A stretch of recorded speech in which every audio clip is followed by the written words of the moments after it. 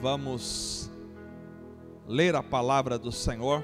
As crianças podem sair, terão uma aula lá nos fundos, enquanto nós aqui vamos refletir na palavra do Senhor. Algo importante é que nós não temos a visão de tirar as crianças da reunião da igreja para que haja silêncio. Não é essa a nossa visão. A nossa visão é retirar as crianças para que um professor possa dar uma aula para eles lá nos fundos, na classe, uma aula adequada para a idade, que possa trazer instrução da palavra do Senhor para o coração das crianças. Conforme eles vão crescendo, nós vamos reintroduzindo eles na reunião da igreja para ouvirem a mensagem da palavra. Então essa é a nossa visão de instrução e ensino da palavra. Vamos abrir a Bíblia em Mateus capítulo 6. Mateus 6.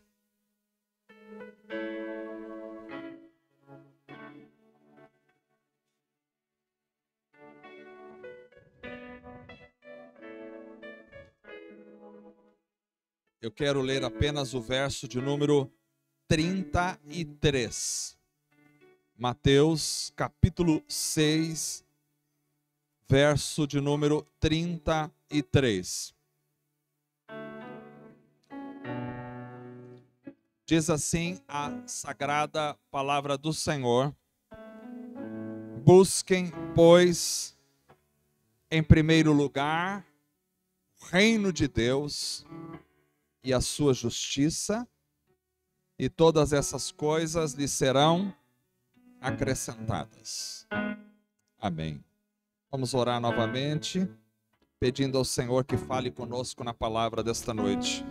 Senhor Deus, graças te damos por estar aqui e pedimos a ação do teu Espírito Santo em nós, para que o Senhor possa falar conosco a partir da tua palavra esta noite.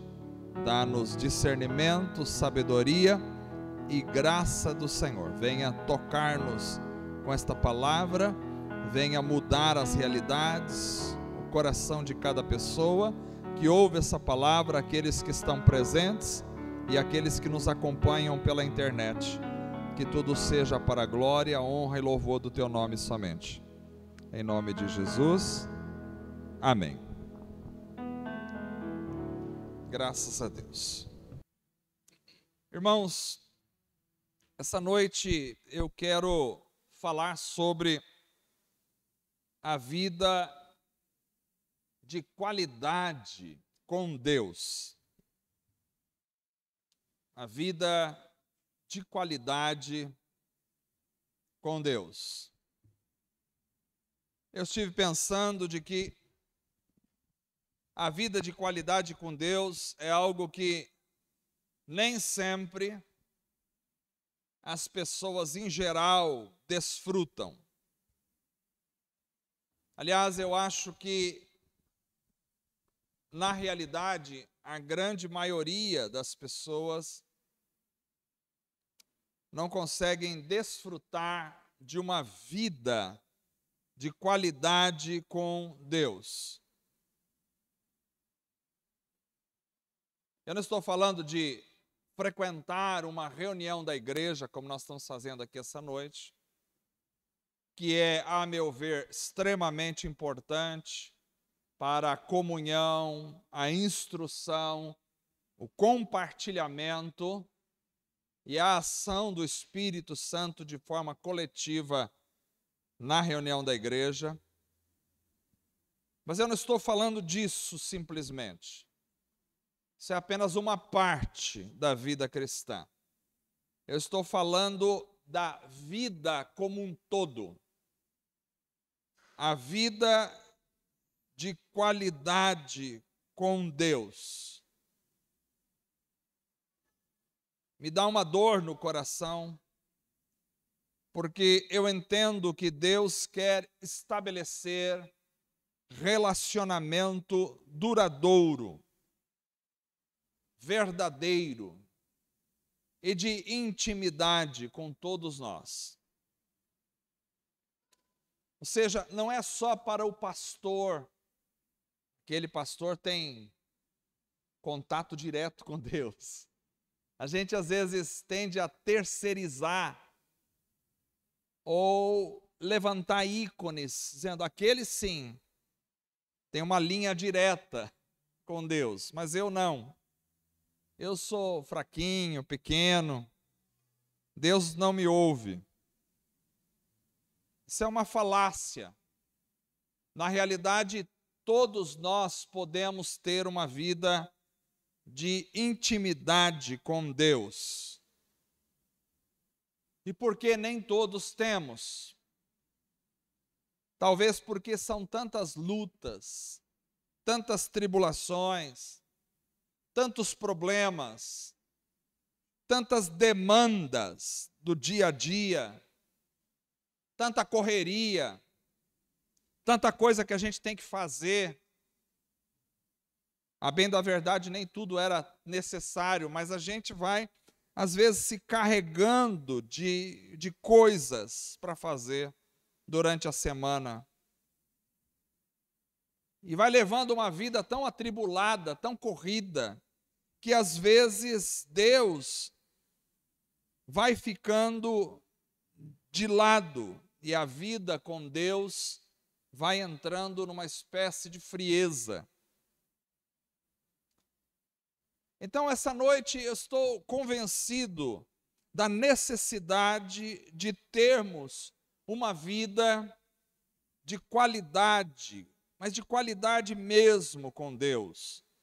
Uma vida que vá muito além de uma expressão rasa, sem profundidade, cheia de religiosidades. Vá muito além disso. Aliás, a vida de religiosidades é muito fraca e sem qualidade alguma com o Senhor. O problema é que, às vezes, nós até mergulhamos um pouco, por algum tempo, por alguns segundos, nessa vida mais intensa com Deus. É um dia que você acorda e parece que eu estou sentindo a presença de Deus. A gente vai orar, parece que Deus ouve a nossa oração. Ou a gente para ler um texto bíblico, daqui a pouco está chorando, está sendo tocado. A gente às vezes dá um mergulho um pouco mais profundo, mas daqui a pouco o cachorro já latiu ali na esquina, o carro já não pegou na hora de sair para trabalhar, o filho já deu um probleminha dentro de casa, começou uma briga com a esposa, o patrão já maltratou, o trânsito já foi difícil, chegamos atrasados no trabalho e a gente perde tudo aquilo. Aquele mergulho de 2 ou 3 metros de profundidade se torna tão somente, novamente, uma praia rasa, onde a gente vive na superficialidade espiritual e não tem experiência de intimidade de vida com Deus. Por isso eu penso que nós precisamos de uma vida poderosa com Deus, uma vida que vá muito além da experiência rasa e sem vitalidade de cada dia. Uma vida que vá muito além de uma experiência meramente religiosa. E eu penso que há uma chave para essa vida. Nós não lemos o capítulo todo de Mateus, porque é um capítulo um tanto extenso, mas eu quero me deter um pouquinho no capítulo 6 de Mateus, e vou citando os versículos aqui, porque eu creio que este capítulo nos traz alguns princípios de uma vida de qualidade com Deus. Como estabelecer uma vida de qualidade, uma vida onde Deus esteja fluindo através de mim, o poder de Deus esteja fluindo na minha vida, a ação do Espírito Santo seja perceptível em mim. Como estabelecer uma vida onde logo de manhã eu já contemple a presença do Senhor, onde os problemas do dia a dia não consigam abafar a minha vida, onde as demandas diárias não consigam tirar a graça, a alegria do meu coração, onde os problemas da semana não arranquem de mim as convicções, a fé, a certeza, a experiência com Deus. Como estabelecer uma vida assim? A chave me parece estar no verso 33, que nós lemos, e por isso eu só li o verso 33, onde Jesus vai dizer: busquem em primeiro lugar o reino de Deus e a sua justiça, e todas essas coisas lhe serão acrescentadas. As coisas às quais lhe serão acrescentadas, ele vinha já falando nos versos anteriores, que é o comer, o beber, o vestir e etc. Ele diz: busquem em primeiro lugar.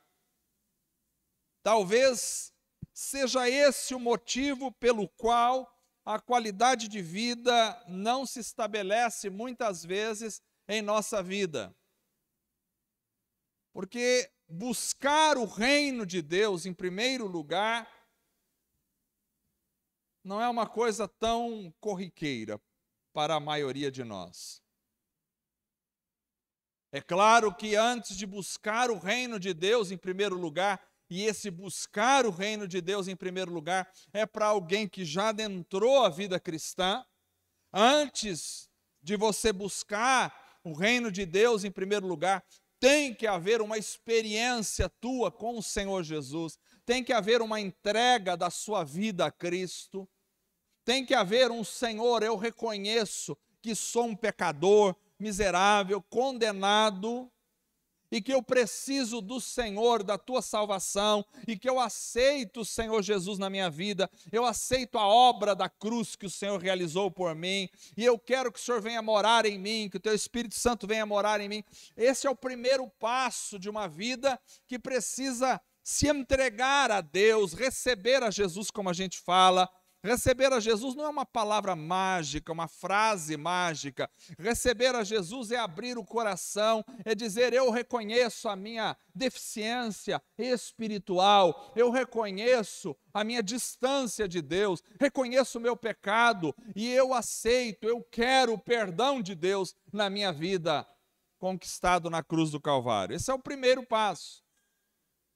Mas a partir daí, começa então uma jornada na vida cristã, porque a vida cristã é uma jornada.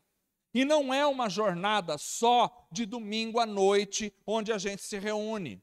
O domingo à noite faz parte da jornada, mas é uma jornada que se estende pela segunda-feira, pela terça-feira, pela quarta, pela quinta, pela sexta, pelo sábado. É uma jornada que faz parte da nossa vida de trabalho, da nossa vida familiar, faz parte do nosso dia a dia, da forma com que a gente come, bebe, da forma com que a gente trabalha, da forma com que a gente gasta o nosso dinheiro, que a gente vive, que a gente se relaciona, que a gente adquire ou deixa de adquirir coisas.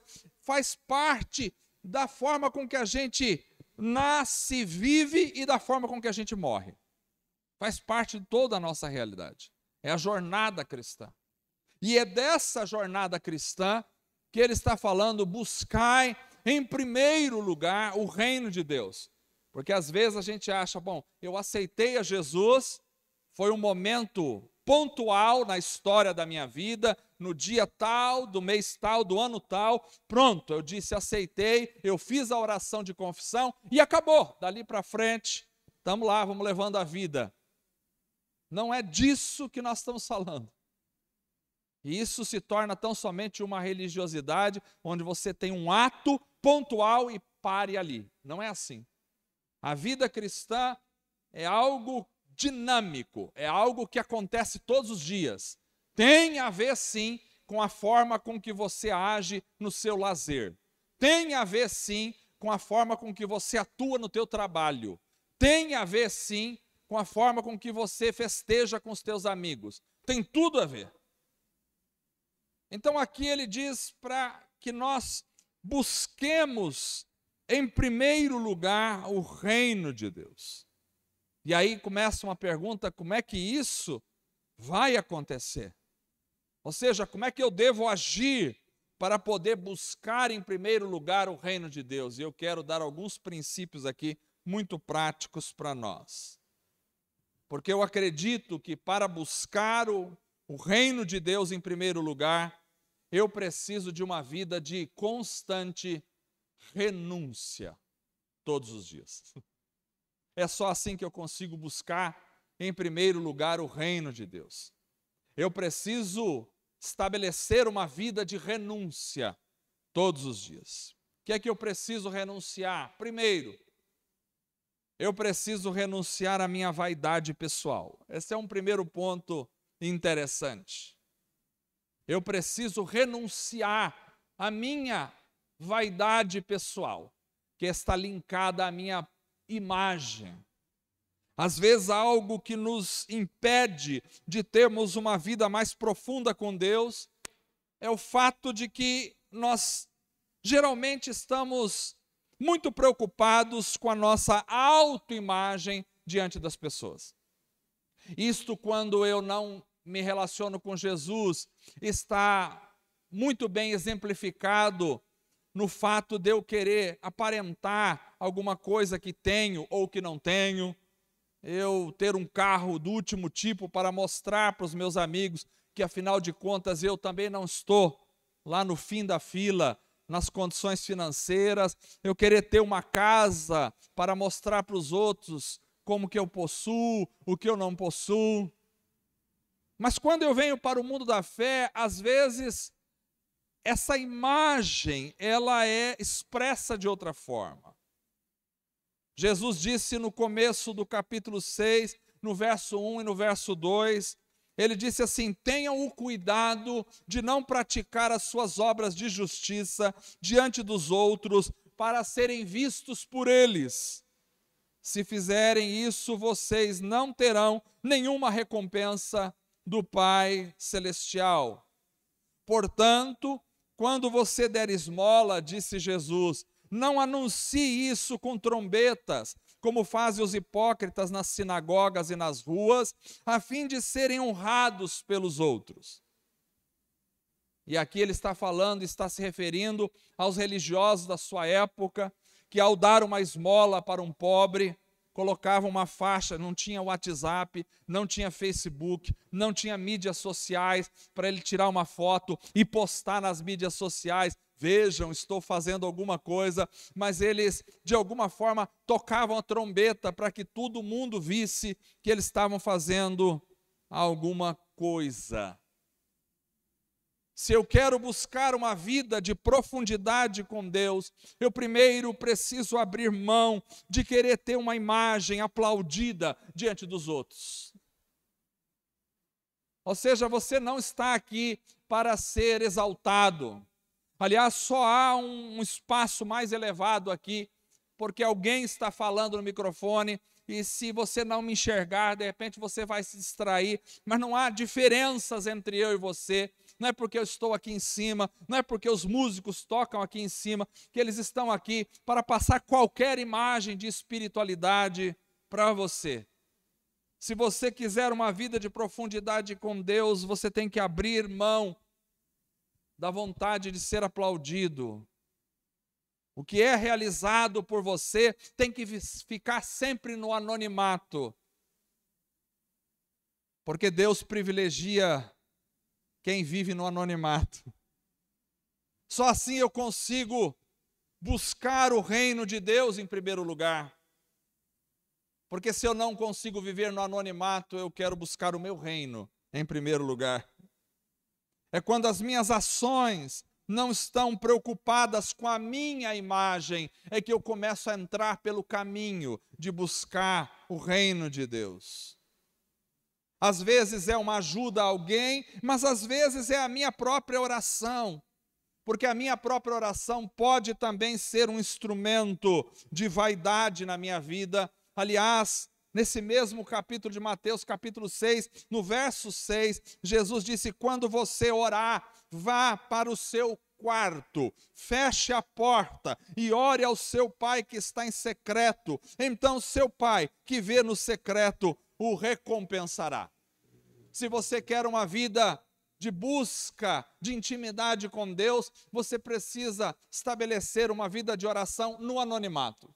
Ninguém precisa saber a hora que você ora, ninguém precisa publicar na mídia social, estou orando, preste atenção. Ninguém precisa saber o quanto você ora, porque é a vida no anonimato que interessa somente a você e a Deus e a você. É preciso cultivar esse espírito, onde eu abro mão das minhas vaidades pessoais. Isso é uma violência contra o próprio ego humano, porque nós fomos criados dentro do pecado e para aparecer. O ser humano quer sempre aparecer, ninguém quer ficar por baixo, ninguém quer ficar no anonimato, ninguém quer não ser reconhecido. Aliás, há um desejo na alma humana, mas ninguém me reconheceu, ninguém me deu os parabéns pelo que eu fiz, ninguém só reconhece os outros, ninguém olhou para mim, ninguém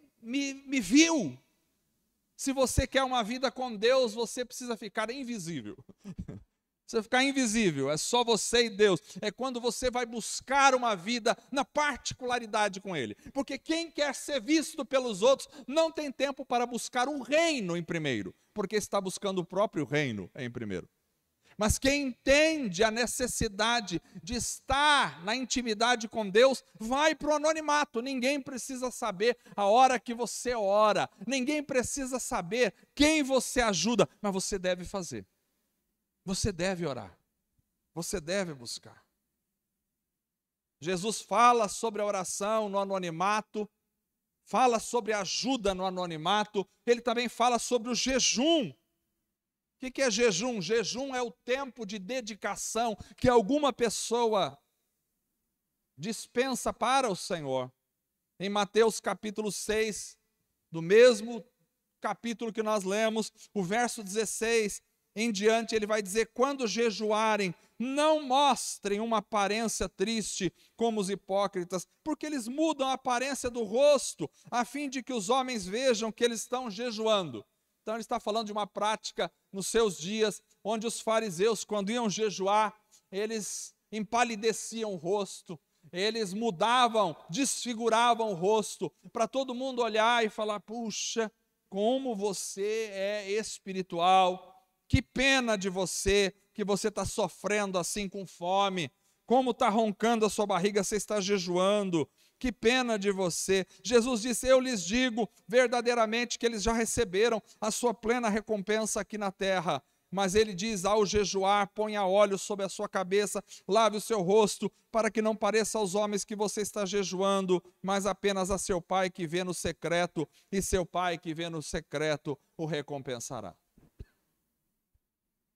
Para buscar o reino de Deus, eu preciso mirar na recompensa secreta, onde ninguém sabe. A maioria das pessoas querem receber a recompensa, os troféus, na frente de todo mundo, porque é assim que a gente vê na sociedade. É televisionado os troféus que a sociedade recebe, as medalhas que os homens recebem, são televisionadas, são jogadas na mídia, todo mundo viu, todo mundo sabe, todo mundo conhece, mas a vida de alguém que quer ter intimidade com Deus é uma vida secreta. É uma vida no anonimato, é uma vida que se entrega por amor somente ao Senhor e na busca de um relacionamento profundo com Ele. Quando nos preocupamos em aparentar a espiritualidade para os outros, a nossa vida tem chance de crescer na qualidade nós para o nosso ego, mas não para com Deus. Enquanto eu busco a minha própria fama e reconhecimento, a minha vida com Deus fica empobrecida e medíocre. Eu preciso abrir mão das minhas vaidades. Isso mexe com tudo em nós. Mexe com tudo, porque o ser humano em si é vaidoso. O ser humano em si gosta de projeção social.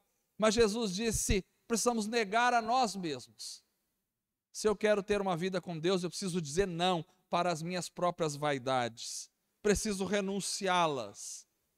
A boa ação é no anonimato, a oração é no anonimato, o jejum é no anonimato, é a entrega completa de um coração que está na presença de um Deus que o vê no solitário da sua casa e é contemplado por esse sozinho na presença dos anjos. É ali que se aprofunda a vida com Deus.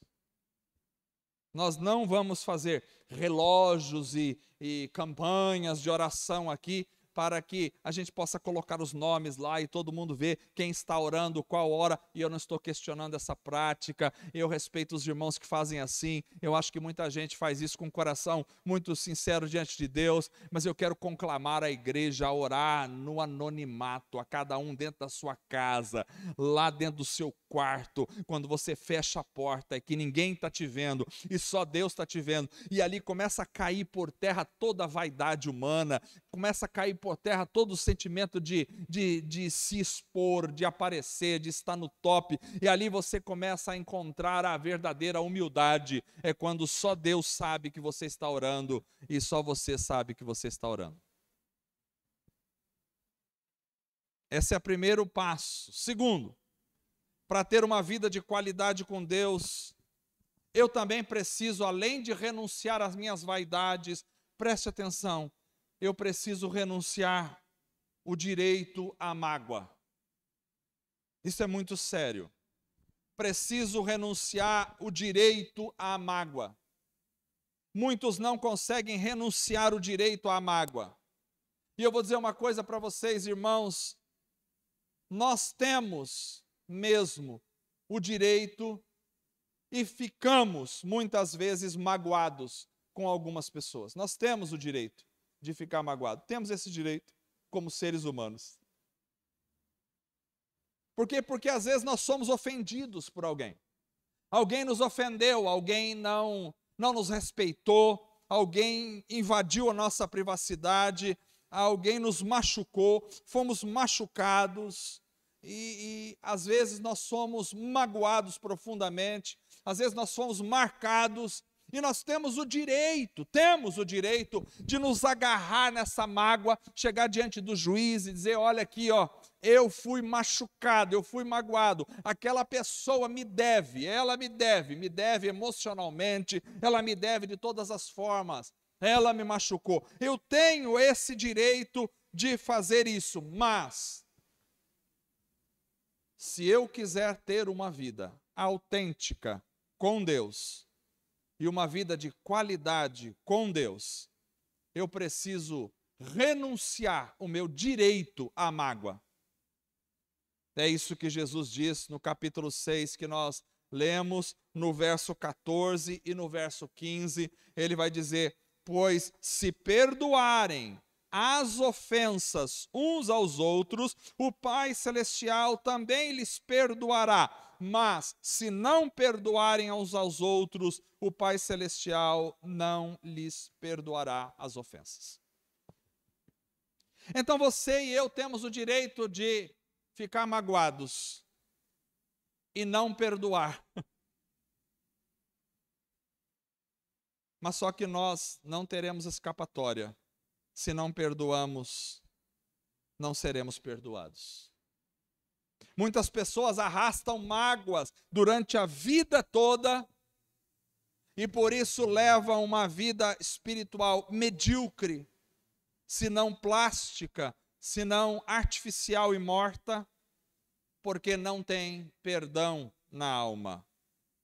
O perdão é algo fundamental para libertar a vida a ponto dessa pessoa poder se aprofundar num relacionamento autêntico com Deus. O irmão que me antecedeu falou de algumas estratégias de Satanás e nós não podemos ignorar a ação maligna. E às vezes alguém tinha um potencial para buscar ao Senhor e para desenvolver uma vida com Deus maravilhosa, mas aí o próprio mal levanta alguém para magoar essa pessoa, para machucar essa pessoa. E a pessoa que é magoada, é machucada, às vezes ela não consegue liberar o perdão mais. E ela se sente uma coitada, ela se sente a vítima da história, ela se sente machucada o tempo todo, e ela remói essa mágoa na alma, no coração, as noites de sono, ela fica maquinando, e aí vem a voz novamente satânica e diz: realmente, aquela pessoa que fez isso para você é perversa, viu como ela foi injusta com você, e a pessoa se sente injustiçada, e ela vai dando lugar à mágoa na alma e no coração, e não consegue crescer espiritualmente, e não consegue passar anos, 10, 20, 30, 40 anos, e às vezes vai até a sepultura, sem conseguir perdoar.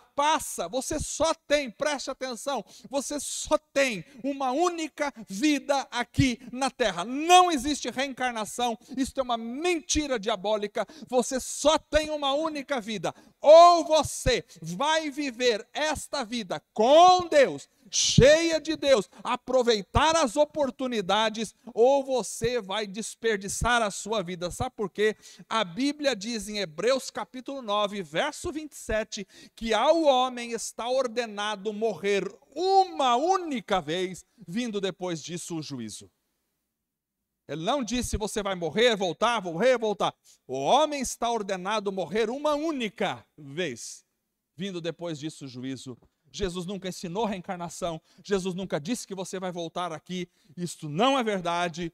Você está aqui, você tem uma vida aqui. Agora, tem pessoas que gastam a sua única vida magoadas porque alguém a magoou na história, e ele arrasta esse grilhão, arrasta esse peso, essa corrente na alma durante a vida toda até a sepultura. Isto é uma miséria espiritual. Nós temos que aprender a perdoar. Perdão liberta. Agora eu vou dizer uma coisa para vocês: perdão não é sentimento. Não espere você sentir, não estou me sentindo de perdoar. Às vezes você não vai sentir nunca. Perdão não é sentimento. Perdão também não é concordar com o erro. Não, mas se eu perdoar, significa que eu estou concordando com a atitude daquela pessoa. Jesus perdoa todos os nossos pecados e nunca concordou com nenhum deles. Perdão não é concordar com o erro, com o pecado. Perdão é uma decisão. Você decide, você diz: eu perdoo porque Deus me perdoa, eu rasgo a dívida emocional, espiritual que essa pessoa tinha contra mim, eu rasgo essa dívida.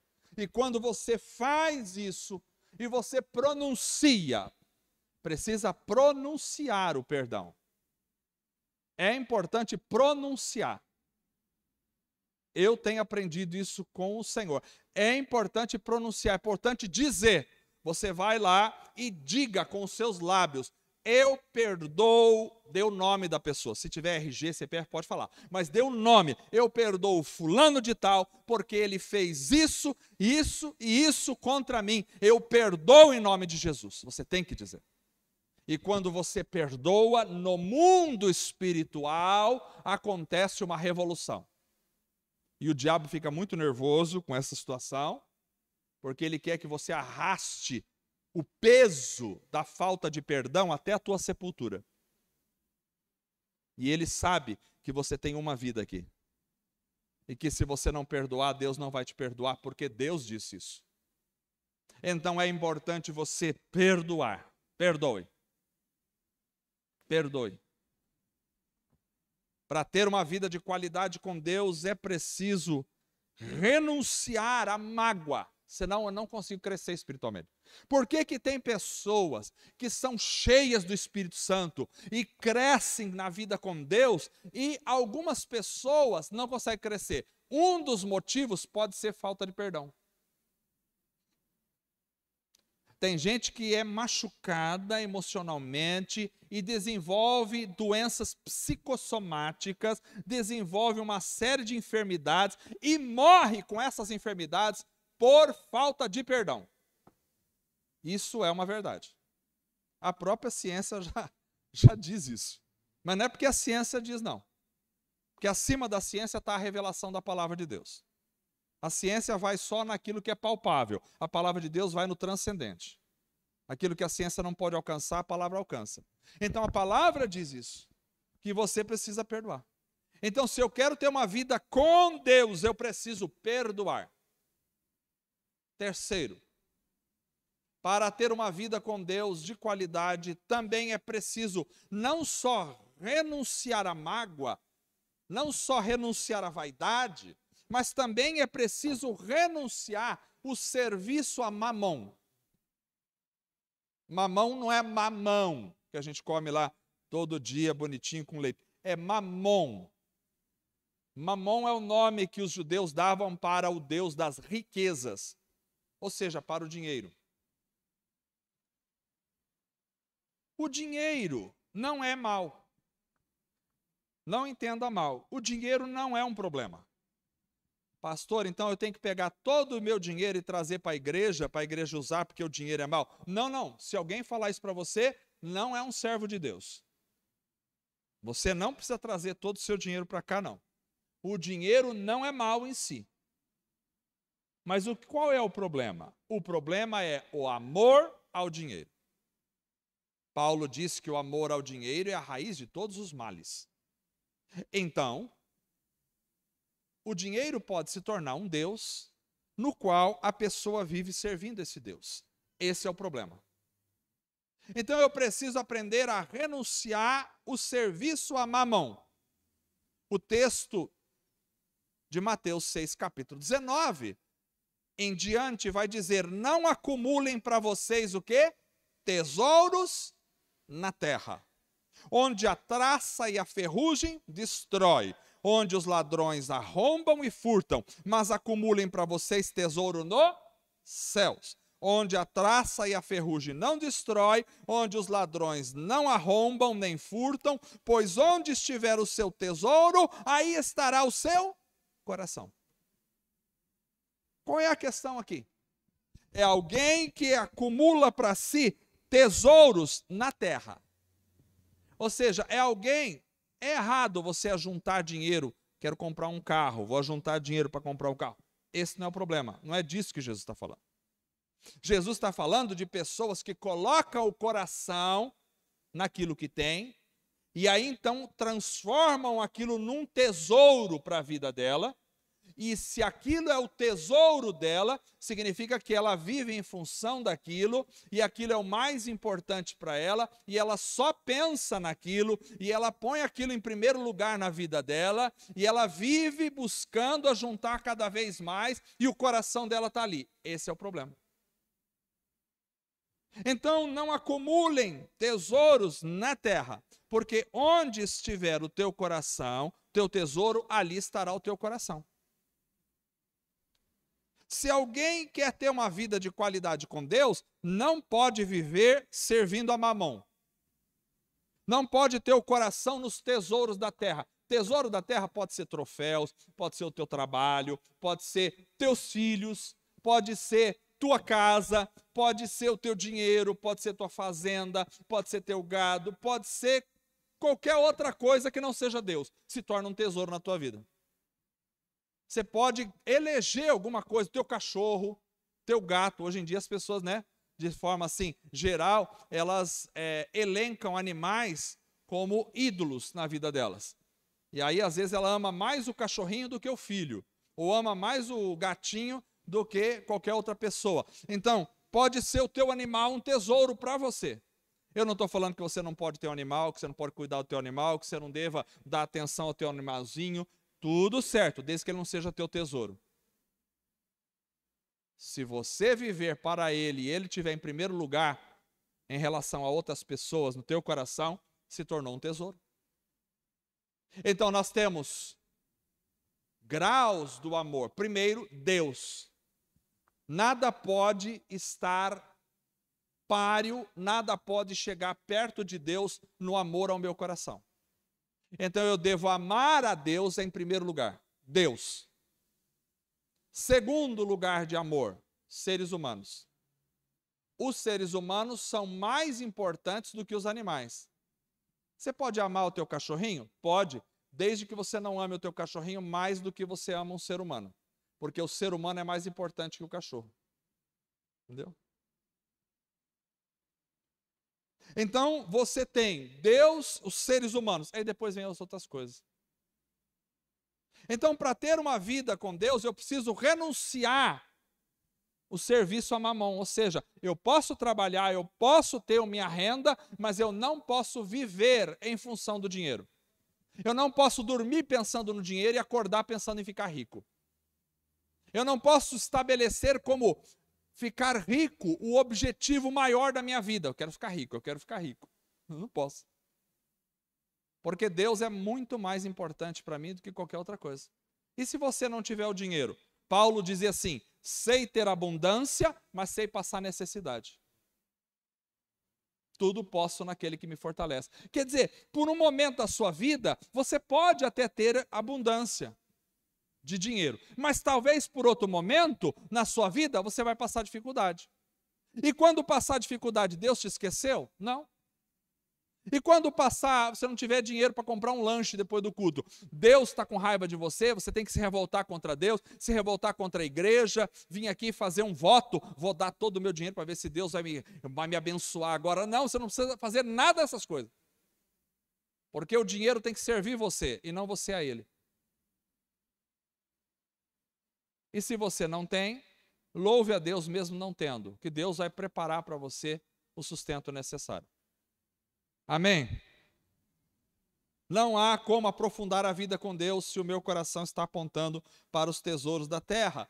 Por isso Mateus 6,24 diz, ninguém pode servir a dois senhores, pois odiará um e amará o outro, ou se dedicará a um e desprezará o outro. Vocês não podem servir a Deus e ao dinheiro. Jesus disse isso.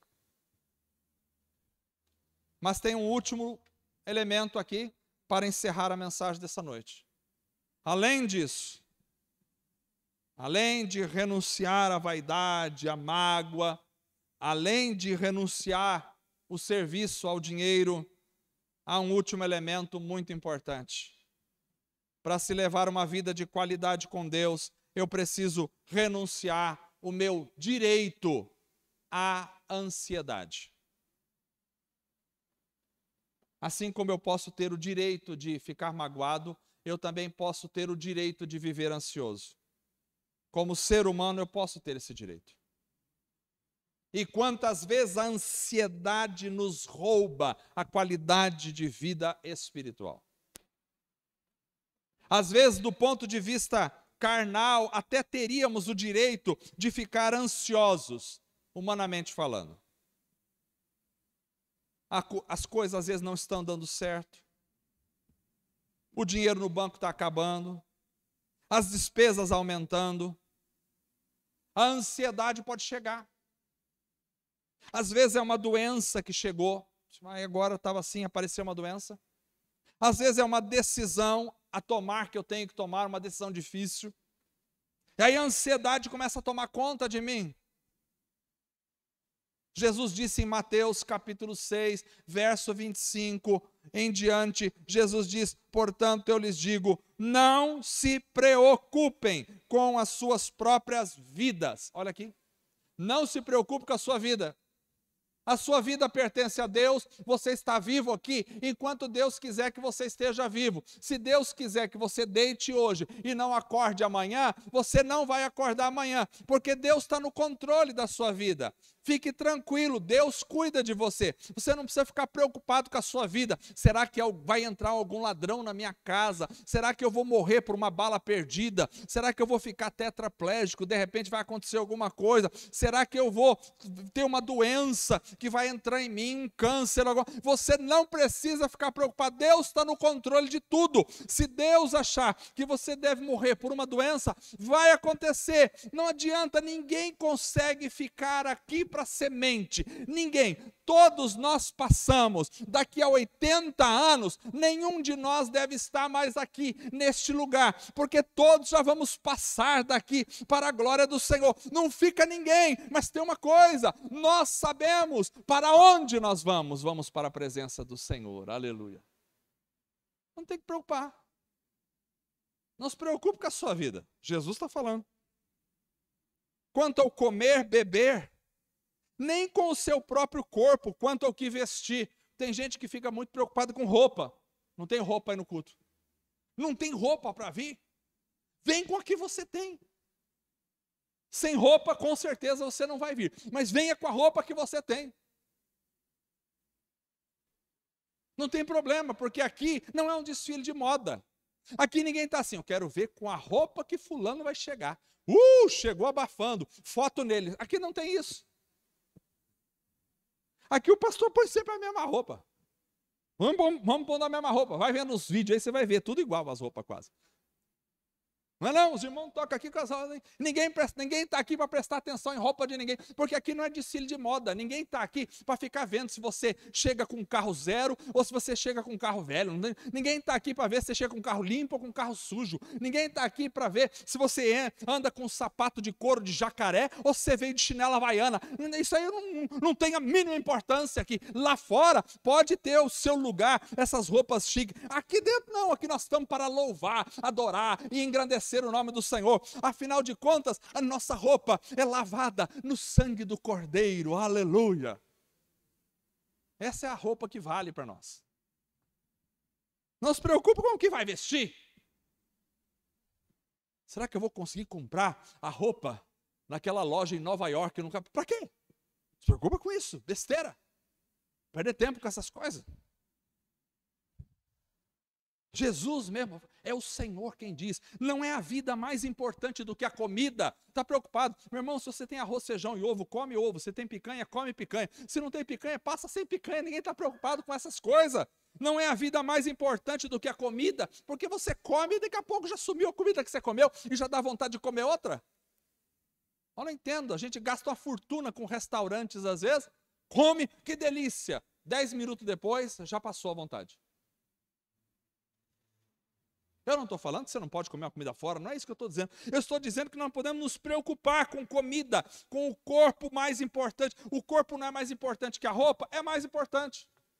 Se você consegue andar, passear, se mover, glória a Deus por isso.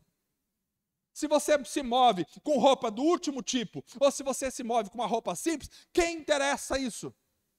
Vai lá no cemitério e você vai ver, pode enterrar a pessoa com o terno mais chique do mundo, pode enterrar. Daqui a pouco ninguém nem quer ver aquele terno. E nem o morto viu nada. Se você enterrar o morto com roupa, com trapo, sem trapo, não interessa nada para ele. Porque tudo fica aqui, isso é tudo vaidade humana. E aí Jesus chama os discípulos e observem as aves do céu, elas não semeiam, não colhem, não armazenam em celeiros, contudo o Pai Celestial as alimenta, ou seja, Deus cuida das aves. E aqui Jesus vai mostrar que o ser humano vale muito mais do que os animais. Ele diz, não tem vocês muito mais valor do que as aves? Você vale muito mais do que o cachorro, do que o gato, do que o passarinho, do que a ave. Você vale. E Deus cuida. Está vendo os pardaizinhos aí que ficam aí? As andorinhas. Quem é que está alimentando essas andorinhas? Deus. Não é? Vai lá, está cheio de passarinho. Você acorda de manhã, os passarinhos cantando na árvore. Tem alguém que tem que ficar dando comida para os passarinhos? Não. Deus. Deus alimenta eles. Tem mais. Quem de vocês, por mais que se preocupe, pode acrescentar 1 hora que seja a sua vida? Está tão preocupado com um monte de coisa, morre essa noite, pronto. Você não vai conseguir estender 1 hora da sua vida. Você pode encurtar 1 hora se você ficar muito preocupado e morrer do coração antes. Jesus continua falando, por que vocês se preocupam com roupas? Vejam como crescem os lírios do campo. Eles não trabalham nem tecem. Lírios do campo. Adoro ver lírios. Plantei um lírio lá na minha casa para ficar olhando. Todo dia eu vejo lá e quando começa a dar flor, eu fico olhando. Eu e o Tarcísio estamos nesse negócio de plantar essas coisas. A gente fica olhando. Coisa linda, orquídeas, cada uma mais linda que a outra. Você fica olhando como? O lírio é tão lindo, ele nasce, quando eu vou ver à noite já morreu. Fala, misericórdia, que coisa maravilhosa. Parece que foi pintado à mão, uma escultura. Eu digo, tiro foto antes que ele morre. Porque é um dia só, já acabou. Deus cuida. Contudo, eu lhes digo, disse Jesus, que nem Salomão, em todo o seu esplendor, se vestiu como um lírio. Se Deus assim veste a erva do campo, que hoje existe e amanhã é lançada no fogo, quer dizer, morre, acabou, não vestirá muito mais a vocês, homens de pequena fé. Portanto, não se preocupem dizendo, que vamos comer? Será que é picanha? Será que é rocejão? Que vamos beber? Que vamos vestir? Não se preocupa com isso aqui não. Faça a tua parte, trabalhe como você tem que trabalhar tranquilamente, sem se matar de trabalhar, porque ninguém aqui tem que viver para trabalhar. Nós vivemos para o Senhor. O trabalho é necessário, mas não pode ser um agente escravizador do ser humano. Tem gente que pega 2, 3, 4 trabalhos. Eu entendo que às vezes, por um período da sua vida, você precise de um sacrifício um pouquinho maior, por um objetivo que você tem. É compreensível e está tudo certo. Mas o camarada que vive a vida inteira se matando por causa de trabalho, para morrer e deixar tudo aí, porque não se leva nada daqui, a não ser a unção, a graça e o poder do Espírito Santo na alma. O resto fica tudo aqui. Tudo! Essa é a tragédia que envolve o coração dos homens, que correm atrás de dinheiro como loucos, para perceber que vão morrer sem conseguir desfrutar de nada. E vai ficar tudo aí para os outros. Hoje dei carona para um senhor, ele está dizendo, ele me diz, eu trabalhei para a família tal, aqui na cidade, uma família muito conhecida, milionários. Eu falei, e aí? Já morreu todo mundo? Morreu todo mundo? Já. E aí? Ficou para os filhos. Uns já perderam tudo, já acabou tudo. Misericórdia. Se eu quero ter vida de profundidade com Deus, eu tenho que renunciar a essa ansiedade, porque a ansiedade toma conta no coração e faz você ficar perturbado o tempo todo com o dia de amanhã. Basta cada dia o seu mal, disse Jesus.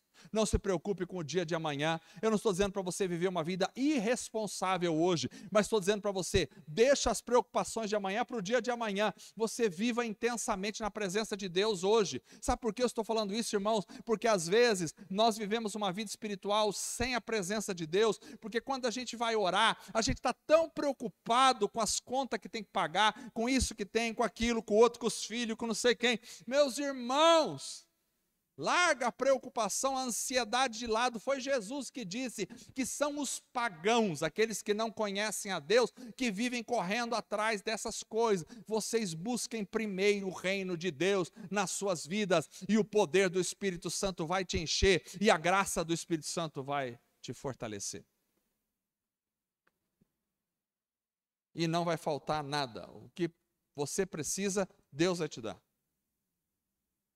Foi assim com a minha vida até hoje. Nunca faltou nada. Alguns cabelos às vezes caíram por preocupações minhas, que não deveriam estar lá, mas nunca faltou nada.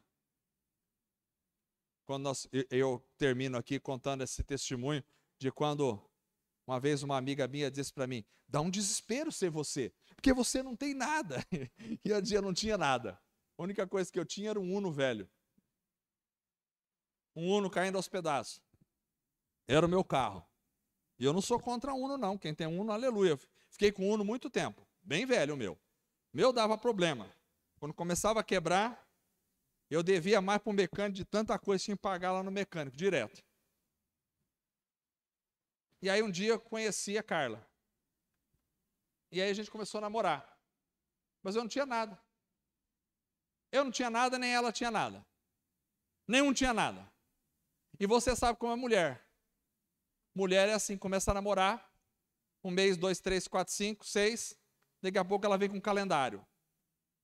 Aí já te gela dos pés à cabeça. Quando é que vai marcar o noivado? Noivado? Vamos orando aí, irmã.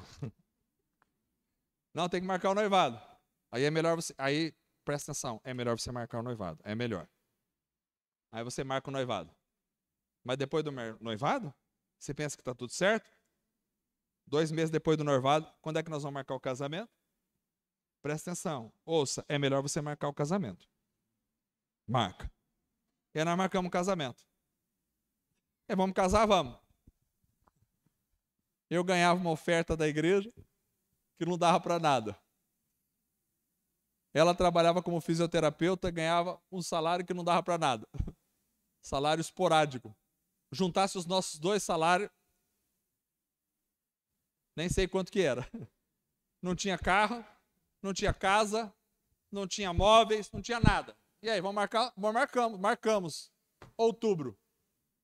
Depois eu conto a data, que eu tenho que verificar lá, que eu não lembro exatamente. Mas marcamos, em outubro, o casamento. 15 anos atrás.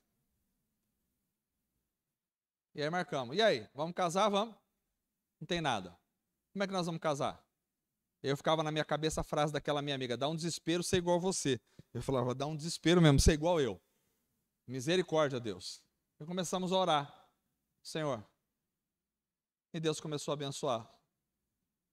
E aí meu pai veio e me deu um carro, que a gente chamava de Trovão Azul, que era um Escort azulzão. Ele disse: ó, o que eu posso te dar é isso aí. Trovão azul, tá bom. Eu andava com o Trovão Azul para cima e para baixo, já ganhamos o carro.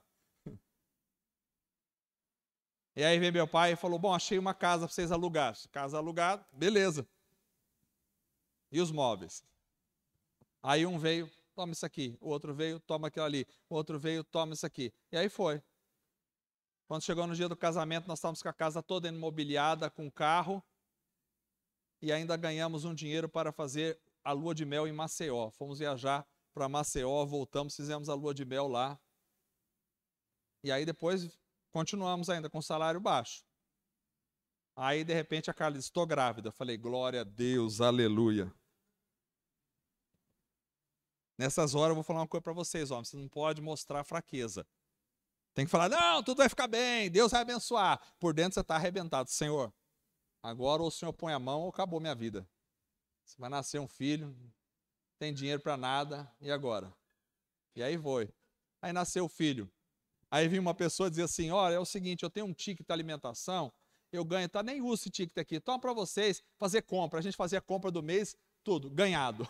Aí vem outro, falava, uma mulher chegou para mim e falou assim, aí o Miguel entrou na escola cara. Aí a mulher falou: não pode deixar que eu vou pagar toda a mensalidade dos seus filhos. Aí começou a pagar para mim. Aí quando eu falei: agora ajeitou, ela falou: tô grávida de novo. Eu falei: misericórdia, Senhor. Agora também, aleluia. Tem que falar aleluia. E aí Deus foi suprindo. E até hoje estamos aí. Se perguntar, o que nós temos? Eu só tenho livro em casa. Mas o Senhor vai sustentando. O Senhor vai abençoando. Vai abençoando. Não vos preocupeis. E quando vinha a preocupação no meu coração, porque a gente às vezes dá lado da carnalidade na alma, e vinha a preocupação no meu coração de alguma coisa, Deus falava para mim assim, claramente: já te faltou alguma coisa desde o dia que você casou? Até hoje na tua vida faltou alguma coisa? Eu não contei ainda quando era solteiro, que eu fiquei desempregado um tempão, não achava emprego, e Deus levantou uma mulher viúva para sustentar. Ela disse assim: eu vou te dar uma oferta todo mês. Falei: meu Deus do céu. Eu vivi com a oferta da viúva, me abençoando. E Deus me fazia lembrar disso. Falou: faltou alguma coisa na tua vida até hoje? Eu digo: não, Senhor, tem misericórdia da minha vida, me perdoa, porque eu sou pecador miserável mesmo. Então fica tranquilo aí, tudo vai chegar no tempo certo. E aí nós viemos para cá. Nós estávamos aqui depois de casados, já estava aqui, né? Antes de casar já estava aqui. Aí, despesas da igreja, o Senhor sustentou sempre. Nunca faltou. E não vai faltar. Sabe por quê? Porque Deus cuida até dos passarinhos. Não vai cuidar de nós? Por que estás tão ansioso? Porque a ansiedade consome tua alma e teu coração. Confie em Deus. Para crescer numa vida com Deus, lança fora a vaidade pessoal, lança fora a mágoa, lança fora o serviço ao dinheiro e lança fora a ansiedade. Que Deus vai ser construído na tua vida numa relação maravilhosa. Vamos ficar em pé para orar. Passamos um pouquinho.